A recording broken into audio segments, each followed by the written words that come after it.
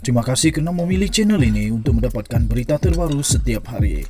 Bagi anda yang pertama kali berada dalam channel ini, sila pertimbangkan untuk tekan butang like, subscribe dan komen video ini untuk penambahbaikan pada video akan datang.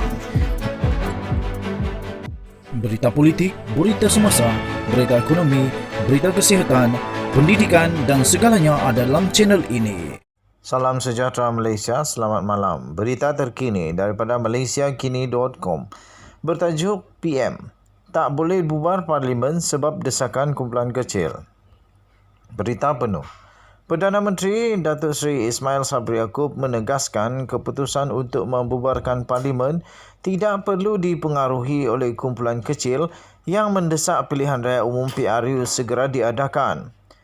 Sambil mengulangi pendiriannya sebelum ini, Ismail yang juga adalah Naib Presiden UMNO berkata, PRU hanya boleh diadakan sebaik saja semua pihak sudah bersedia. Katanya dalam kenyataan itu, tak tahu lagi tarikh PRU. Sebab seperti yang kita tahu dan saya dah sebut beberapa kali dalam ucapan, apabila kita sudah bersedia dan pilihan raya boleh diadakan, tak perlu bersedialah. Tambahnya lagi, soal bersedia atau tidak bersedia kita akan bincang dan banyak perkara lain perlu kita tengok. Tidak bolehlah disebabkan dalam satu kumpulan kecil terjerit-jerit nak pilihan raya, kita buat pilihan raya. Katanya dalam sidang media selepas program Bantuan Lesen Memandu Keluarga Malaysia, BLKM di Berar, Pahang pada hari ini. Turut hadir adalah Ketua Pengarah Jabatan Pengangkutan Jalan, Zailani Hashim. Semalam Ismail disambut dengan laungan bubar parlimen oleh penyokong dan ahli UMNO ketika tiba di Ibu Pejabat UMNO Johor. Selepas Barisan Nasional BN melakar kemenangan 2/3. Ismail Sabri yang diiringi pengawal keselamatan bagaimanapun dilihat sekadar tunduk membisu tanpa memberikan sebarang perhatian terhadap kumpulan terbabit. Mengulas lanjut mengenai perkara itu, dia berkata, keputusan membubarkan parlimen adalah perkara besar dan perlu dibincangkan dengan serius dalam parti. Katanya ini perkara besar, jadi parti akan bincang dan buat keputusan. Dan selepas itu beberapa perkara lain juga akan dilihat. Seperti prosedur, saya perlu menghadap yang di-Pertuan Agong. Kena mendapatkan nasihat dan perkenan. Jadi kita tunggulah masa yang sesuai, katanya.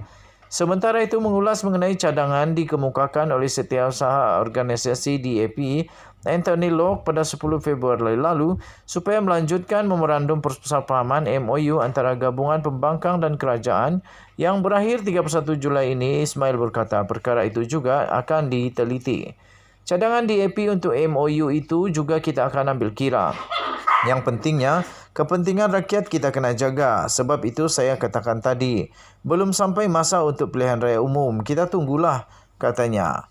Pemimpin Pakatan Harapan PH menandatangani MOU Transformasi dan Kestabilan Politik dengan Ismail Sabri pada 13 September tahun lalu bagi mengembalikan kestabilan politik susulan pertukaran kerajaan pada Ogos tahun itu. Antara intipati yang dipersetujui adalah kerajaan tidak akan mengusulkan pembubaran parlimen sebelum 31 Julai tahun ini, selain melaksanakan beberapa pembaharuan bagi memperkasakan sistem demokrasi negara. Sekian berita, salam sejahtera Malaysia, kita jumpa lagi. Bye-bye.